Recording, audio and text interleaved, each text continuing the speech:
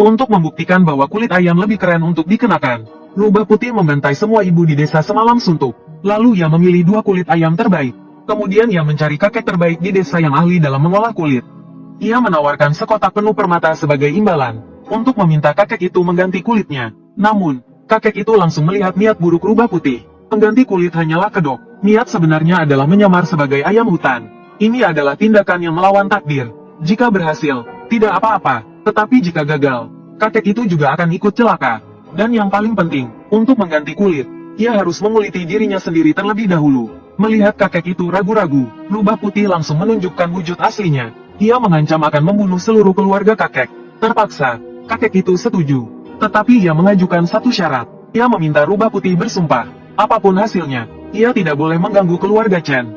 Dan ia harus menggadaikan kulit rubahnya di sana. Rubah Putih menyetujuinya. Tetapi saat kakek menguliti seluruh kulitnya, Rubah Putih menjerit kesakitan, dan lari kembali ke gunung sebelum sempat memakai kulit ayam. Hal-hal menjadi aneh setelah itu. Keesokan paginya, seekor rubah tanpa kulit muncul di rumah kami, dan menjerit-jerit di halaman. Dan di malam hari, seorang wanita berlumuran darah, terus menangis di depan pintu rumah kami. Ini berlangsung selama 7 hari penuh, sampai rubah itu tiba-tiba mati di depan pintu kami. Kami pikir semuanya sudah berakhir. Tetapi setahun kemudian, di hari yang sama, aku lahir. Namun, aku lahir tanpa kulit. Dan pingsan. Orang tuaku kebingungan, tapi kakek tetap tenang. Ia membawaku ke kamar, dan melarang siapapun masuk tanpa izinnya. Berita tentang aku lahir tanpa kulit menyebar ke seluruh desa. Orang-orang bilang itu balas dendam Rubah Putih. Dan aku adalah bintang jahat yang bereinkarnasi. Karena Rubah Putih mati pada tanggal 9 Oktober. Dan aku lahir pada tanggal 9 Oktober juga. 3 hari berlalu, kakek belum juga keluar kamar. Bagaimana mungkin bayi yang baru lahir bisa bertahan hidup tanpa makan dan minum selama 3 hari? Memikirkan hal itu, ayahku bergegas mengetuk pintu, tapi tidak ada jawaban. Ia pun panik, mengabaikan peringatan kakek. Ia mengambil kapak dan hendak mendobrak pintu. Saat itu, kakek membuka pintu. Ia berjalan sempoyongan, dan berkata dengan susah payah, "Anaknya selamat." Untuk sementara, ayahku langsung masuk ke kamar. Tapi saat melihatku, ia terduduk ketakutan. Aku dibungkus kulit rubah putih, dengan wajah berlumuran darah. Penampakan yang sangat mengerikan. Melihat itu, ayahku bertanya apakah ini ada hubungannya dengan rubah putih dulu. Mendengar itu, kakek hanya mengangguk. Lalu ia pergi sendiri ke bukit belakang. Ia ingin meminta penjelasan di kuil rubah batu di sana. Sesampainya di sana, ia melihat patung rubah batu raksasa. Kakek ragu-ragu sejenak sebelum menyalakan 3 batang dupa. Setelah membungkuk hormat 3 kali kepada patung itu, ia perlahan berkata, "Nyonya rubah batu, saya Chen Hei, tukang kulit dari kaki bukit. Saya datang untuk menanyakan sesuatu." Meskipun patung itu tidak bergerak, ia seolah-olah menatap kakek dari atas. Tekanan yang kuat membuat kakek mendongak. Ketika ia melihat patung itu lagi, goresan darah merah segar telah muncul di tenggorokan rubah batu itu, dan darah terus mengalir keluar. Dalam sekejap, rubah batu itu berlumuran darah. Sepertinya baru saja dikuliti. Hati kakek langsung menciut, karena goresan darah di leher rubah batu itu, persis di tempat ia mengiris pisau saat mengulitinya dulu. Harus diketahui, makhluk gaib di gunung menampakkan wujud baik untuk membalas budi, dan wujud buruk untuk membalas dendam. Penampilan rubah batu saat ini jelas menunjukkan niat balas dendam. Kakek langsung panik. Dulu, rubah itu yang memintanya untuk ditukar kulitnya. Jika kemudian tidak mendapatkan hasil yang diinginkan, keluarga Chen tidak bisa disalahkan. Dalam kemarahannya, kakek tidak peduli lagi apakah itu makhluk gaib atau bukan, dan langsung memakinya. Namun, baru saja ia memaki beberapa kata, suara tawa aneh terdengar dari dalam kuil. Suara itu persis seperti suara tangisan rubah tak berkulit, yang menunggu di depan pintu dulu. Tampaknya tidak ada ruang untuk bernegosiasi. Kakek menunjuk rubah batu itu dan memaki lagi.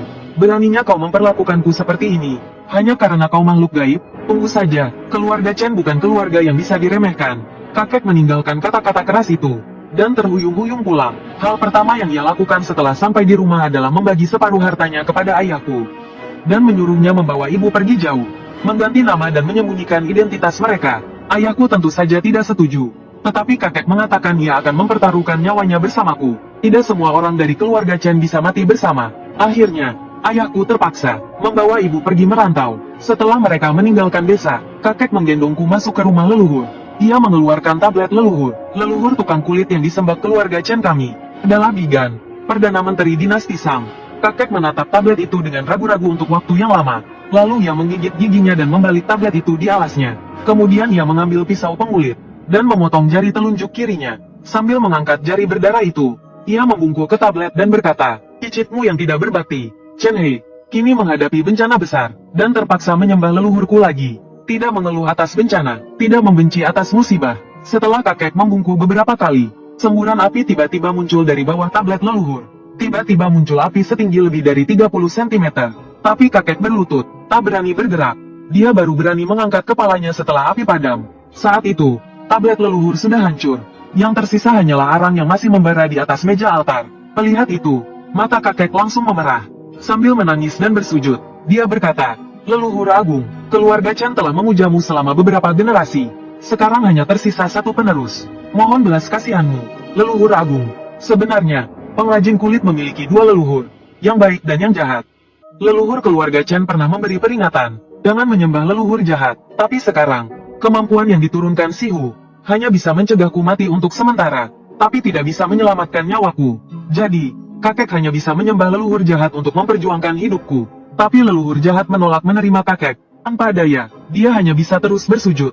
Entah berapa lama dia bersujud, sampai lantai penuh darah, barulah dia pingsan. Ketika kakek bangun lagi, dia membawaku ke gunung. Dia tinggal di sana selama 7 hari. Selama hari-hari itu, semua orang yang melihat kakek bilang dia gila. Karena kakek entah bagaimana caranya, membuat semua rubah di gunung keluar. Setiap rubah yang dia tangkap dikuliti hidup-hidup. Kulit rubah itu digantung di pohon sampai penuh. Bangkainya dibuang ke sungai di gunung, membuat air sungai menjadi merah.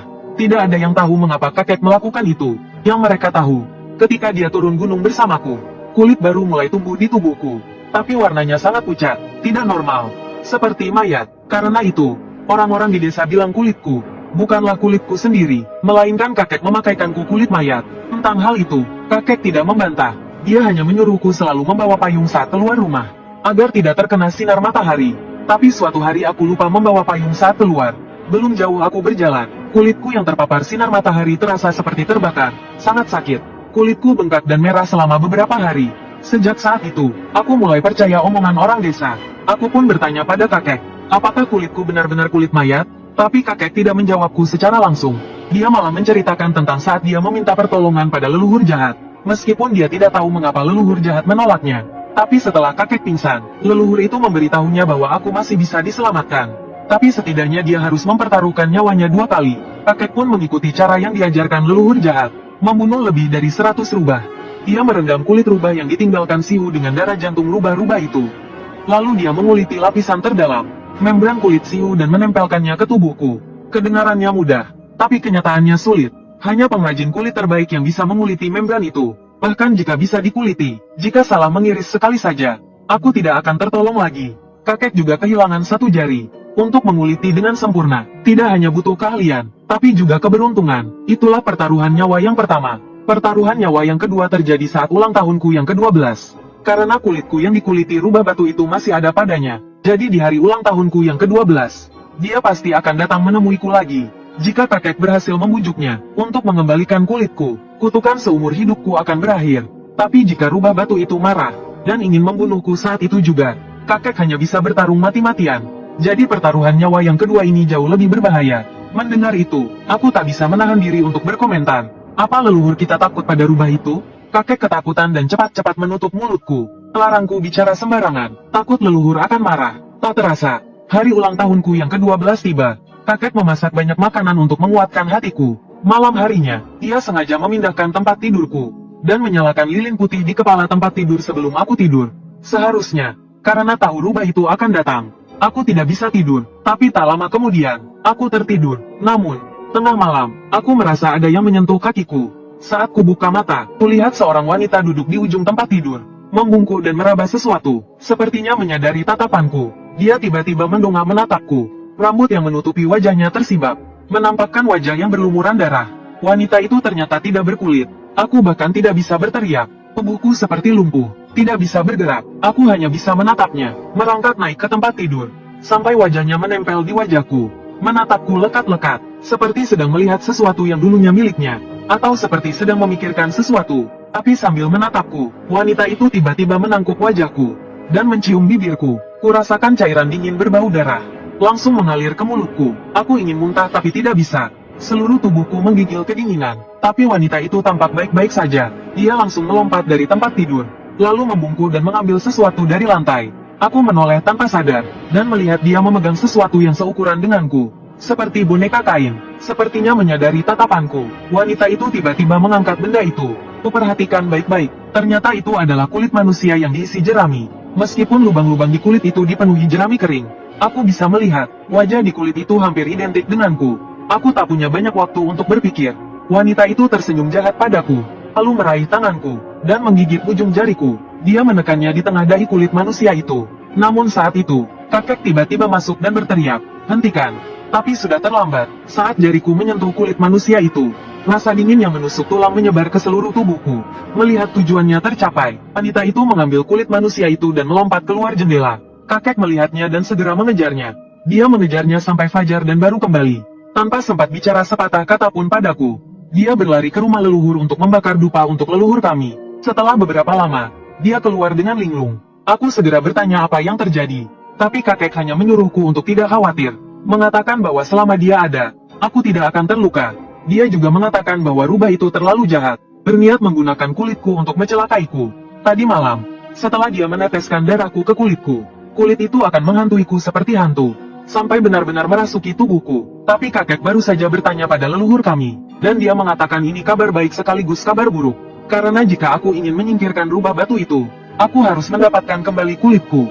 Jadi kakek memutuskan untuk membantuku mendapatkan kulit itu malam ini. Setelah mengatakan ini, kakek keluar lagi. Dia tidak kembali sampai sore hari. Begitu sampai di rumah, dia menarikku ke rumah leluhur, dan berkata dengan serius, "Xiao Jiu, malam ini kau pergi ke sumur kuburan di belakang gunung, dan angkat lempengan batu dari sumur itu." Aku tercengang mendengarnya. Ku dengar sumur kuburan itu adalah sumur tempat orang mati dikubur.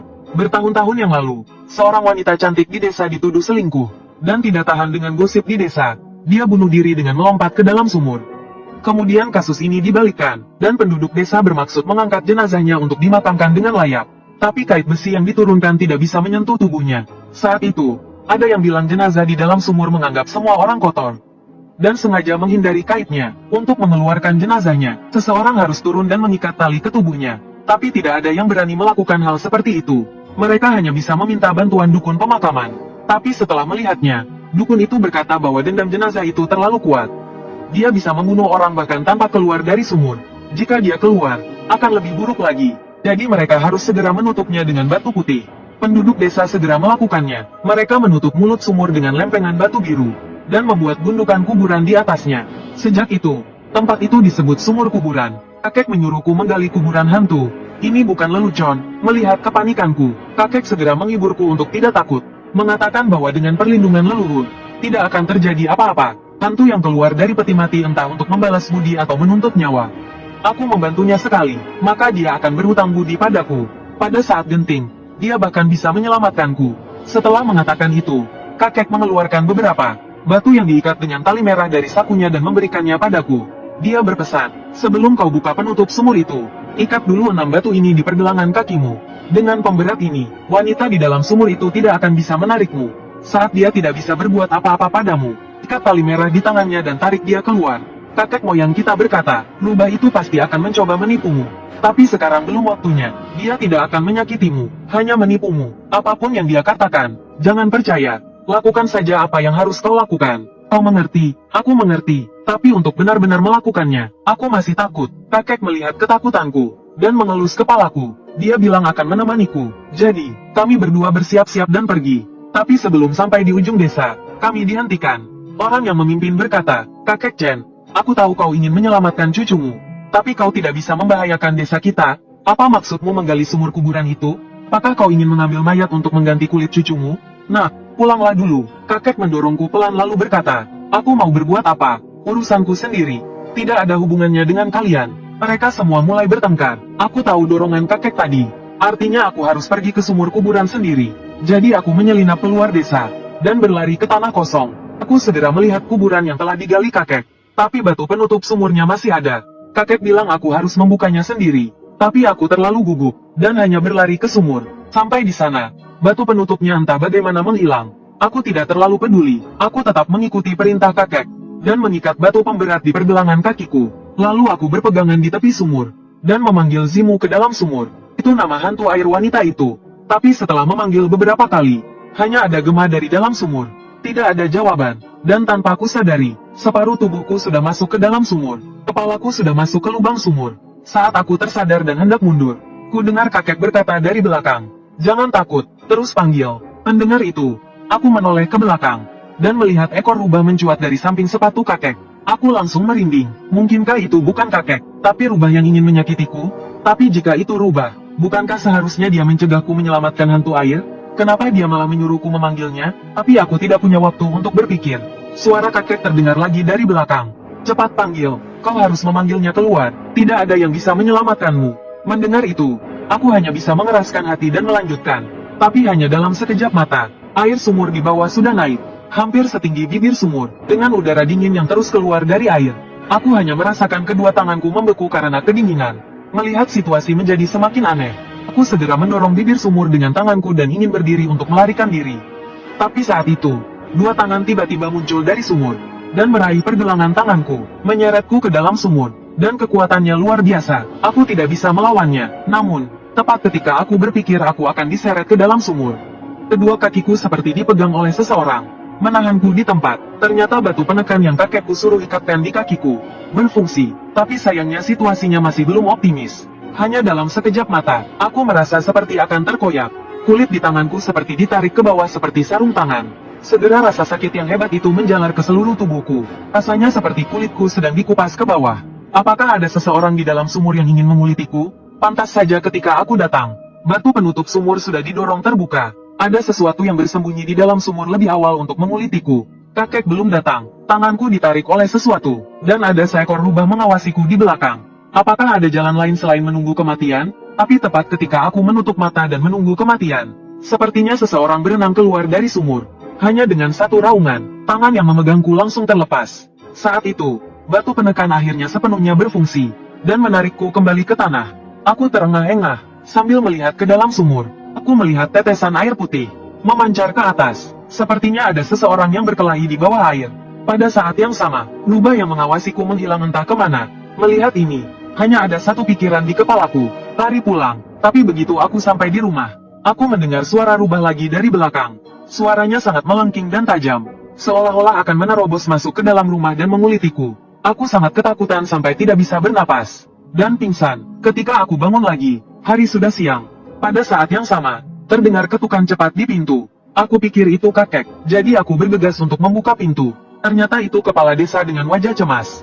Begitu melihatku, dia menarikku keluar. "Xiao Jiu, cepat ikut aku. Kakekmu mengalami kecelakaan. Jika kita terlambat, kita bahkan tidak bisa melihatnya untuk terakhir kalinya." Mendengar itu, aku merasa pusing. Sesampainya di sana, dari kejauhan aku melihat kakek tergeletak di tanah berlumuran darah. Banyak penduduk desa berdiri di sekitarnya. Melihatku datang, kakek memaksakan diri untuk membuka matanya, dan berjuang untuk mengatakan sesuatu kepadaku. "Ingat untuk sembahyang ke leluhur saat kembali nanti." Setelah mengatakan itu, kakek mengembuskan nafas terakhirnya dengan mata terbuka lebar. Orang-orang desa kemudian membantuku mengurus pemakaman kakek. Aku juga mencari tahu penyebab kematiannya. Ternyata, di malam kejadian, keluarga yang tinggal di ujung desa mendengar ada orang bertengkar di luar. Mereka pikir itu hanya pertengkaran antar warga desa, jadi mereka keluar untuk melerai. Namun, ketika mereka melihat keluar, mereka hampir pingsan ketakutan. Mereka melihat sekelompok rubah mengenakan pakaian manusia, mengepung kakekku di jalan. Mereka terus-menerus melolong. Kakekku juga tampak seperti sedang bertengkar dengan seseorang, berbicara dan memberi isyarat kepada sekelompok rubah itu. Orang itu tahu bahwa kakekku telah ditipu oleh rubah, dan menganggap mereka sebagai manusia. Siapa yang berani mendekat jika menghadapi situasi seperti ini? Jadi, orang itu mundur dan mencoba berlari kembali ke rumahnya. Namun, ia tersandung ember besi di depan pintu. Ember besi itu jatuh ke tanah. Rubah-rubah itu langsung menoleh ke arah halaman karena suara tersebut. Kakekku pun tersadar. Ia mengeluarkan pisaunya dan mulai berkelahi dengan rubah-rubah itu. Namun, kakekku sudah hampir berusia 80 tahun.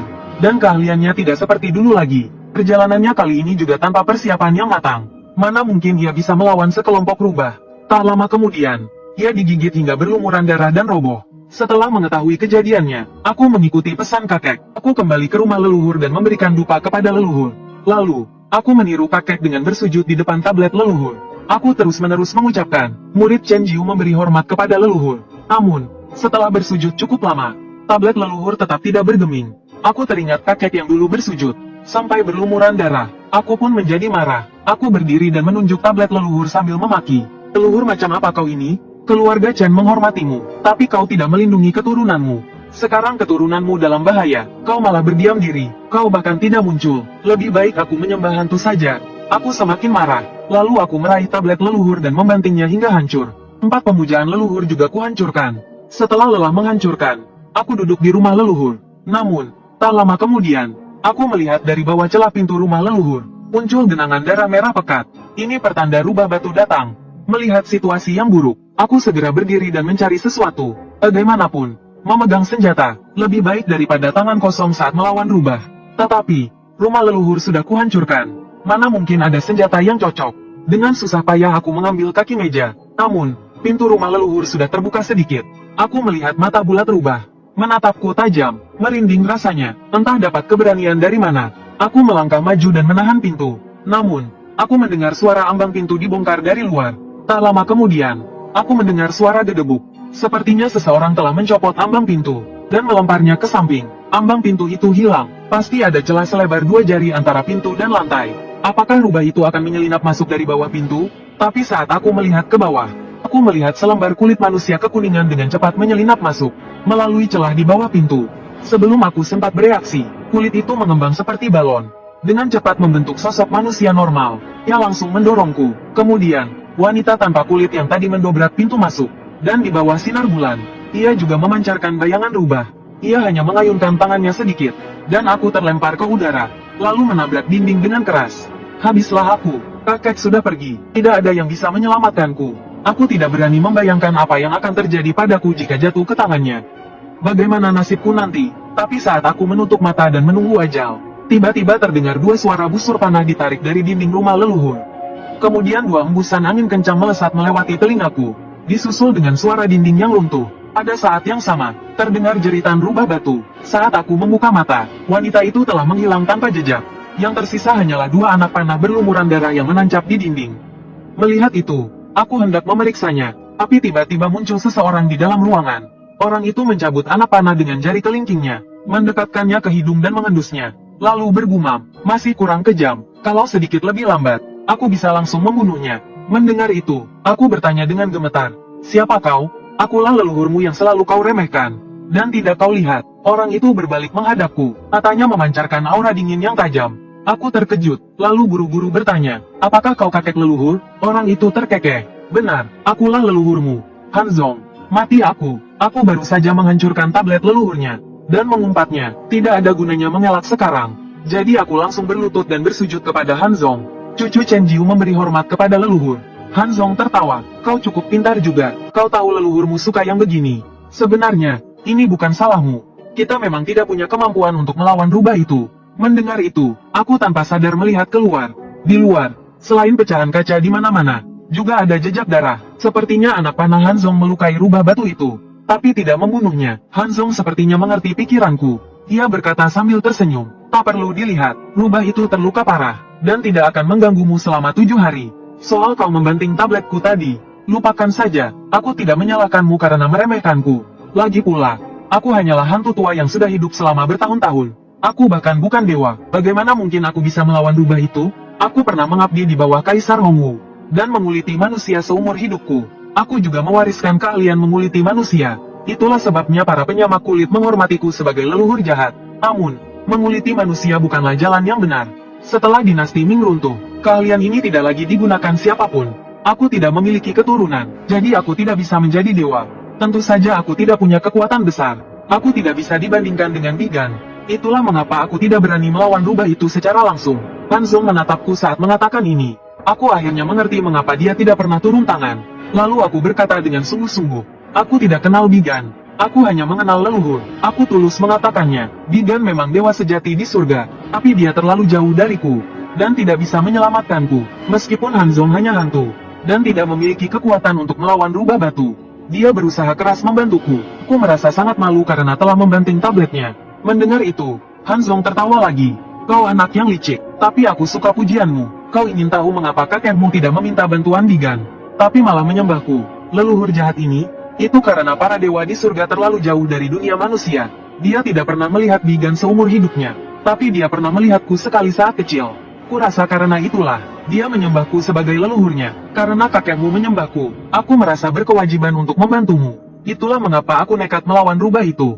Sayangnya, rubah itu tidak hanya sulit dihadapi, tapi juga sangat waspada. Aku dan kakekmu membuat 3 rencana, tapi tidak berhasil membunuhnya. Rencana pertama adalah meminta kakekmu menggunakan metode rahasia Bigan, untuk menguliti ratusan rubah, untuk memancing amarah rubah batu, agar dia jatuh ke dalam perangkapku. Namun, saat itu, rubah batu itu bahkan tidak melirik ke arah kami. Rencana kedua adalah menggunakan nyawa kakekmu, tapi kami hanya berhasil setengahnya. Mendengar itu, aku terkejut lagi. Apakah kakekku sengaja mati? Han Zong mengangguk dan berkata, benar, kejadian di sumur makam itu adalah jebakan yang kami buat. Nyawa kakekmu adalah umpan untuk menjebak rubah itu. Saat rubah itu meminta kakekmu untuk mengulitinya, dia bersumpah untuk tidak menyentuh kakekmu dan keluarganya. Itulah mengapa ayah dan ibumu selamat. Tapi kau dikuliti olehnya. Dia sengaja mencari celah dalam sumpahnya. Dan kakekmu juga mencari celah dalam sumpah itu. Malam itu saat dia pergi, dia membawa sesuatu yang bisa memancing amarah rubah siluman. Dia sengaja membiarkan anak-anak rubah itu menggigitnya sampai mati, agar sumpah rubah itu menjadi kenyataan. Tapi sayang, kakek Han belum selesai mengatakan apa yang disayangkannya. Aku sudah menangis. Tak disangka kakek mempertaruhkan nyawanya, hanya untuk sebuah harapan yang tipis. Rubah itu memang takut akan kutukan akibat sumpahnya. Tapi kakek, seperti kakek Han, sedang mencari celah dalam hukum langit. Mungkinkah hukum langit mengizinkan hal seperti ini terjadi? Melihatku menangis tak henti-henti, kakek Han mengelus kepalaku dan menghiburku.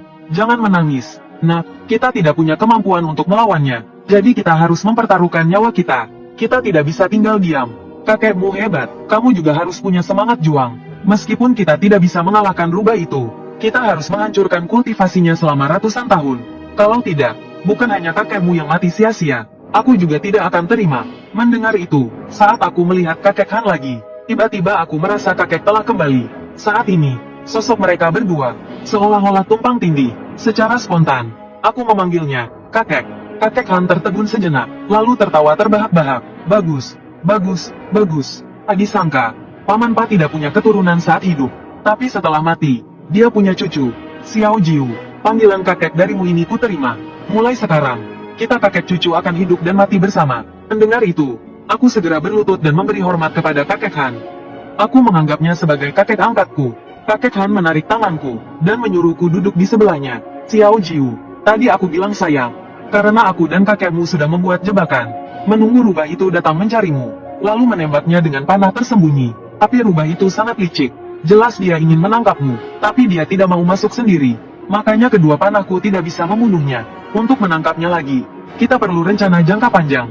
Memancingnya sedikit demi sedikit. Tapi masalahnya sekarang, setelah rubah itu terluka kali ini, dia tidak akan memberi kita kesempatan untuk membuat rencana dengan tenang. 7 hari lagi dia pasti akan datang untuk menangkapmu.